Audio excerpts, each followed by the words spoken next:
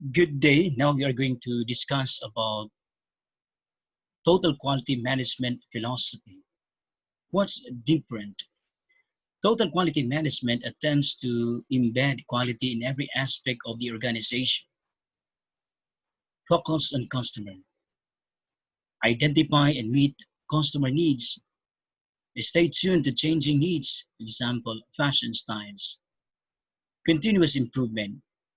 It is a continuous learning and problem solving. Let us say, for example, Kaizen or the Six Sigma. Quality at the source. This is a comparison between inspection against prevention and problem solving. Employee empowerment. Empower all employees, external and internal customers, team approach, and quality circle. Understanding quality tools. Ongoing training on analysis, assessment and correction, and implementation of quality tools. Team approach. Teams form around processes, 8 to 10 people. They meet weekly to analyze and solve problems. Benchmarking.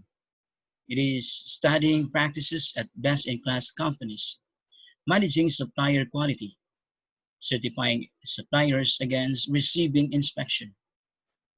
4 dimensions of quality. You have quality of design. It determines which features to include in the final design. Quality of conformance to design. Production processes are set up to meet design specification. Ease of use, instructions, operation, maintenance, and safety. Post-sale service, responsiveness, rapid repair, PM, spare parts. Cost of quality, there are 4 categories. First is prevention cost. This is the cost of preparing and implementing a quality plan. Appraisal cost, cost of testing, evaluating, and inspecting quality. Internal failure cost, this is the cost of scrap, rework, and material losses. External failure cost is the cost of failure at customer site, including returns, repairs, and recalls. Early detection or prevention is less costly, maybe less by a factor of 10. Ways of improving quality. One is a plan, do, study, act cycle, or the PDSA, also called the Deming wheel after its originator. Circular, never-ending problem-solving process. Another way of improving quality is through quality function deployment, or QFD in short. It is used to translate customer preferences to design. Another way of improving quality is through the 7 tools of quality control, tools typically taught to problem-solving teams. Here is the PDSA details plan. Here you're going to evaluate current process, collect procedures, data, identify problems, and develop an improvement plan and performance objectives. Do, implement the plan and do trial basis. Study, collect data and evaluate against objectives. Act, communicate the results from trial. If successful, implement new process. Cycle is repeated after act phase, start planning and repeat process. Here is the flow of plan, do, study, and act.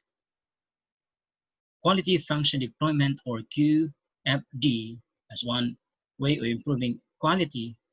It is a tool used to translate the preferences of the customer into specific technical requirements.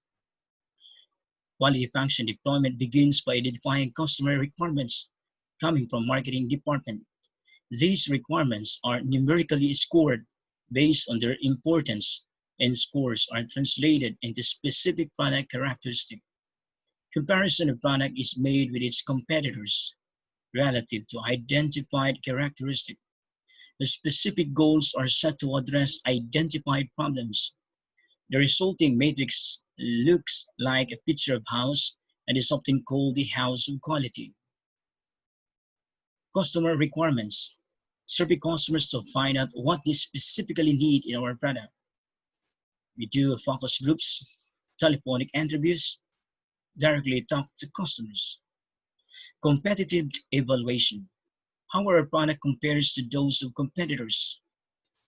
Evaluation scale is from 1 to 5. Higher the rating, the better. Product characteristics. The specific product characteristics are on top of relationship matrix. The relationship matrix, the strength of relationship between customer requirements and product characteristics is shown in the relationship matrix. A negative relationship means that as we increase the desirability of one variable, we decrease the desirability of other. A positive relationship means that as increase in desirability of one variable is related to the increase in the desirability of another. The trade-off matrix. The roof of house is put through trade-off matrix, shows how each product characteristic is related to the others. What trade-offs we need to make.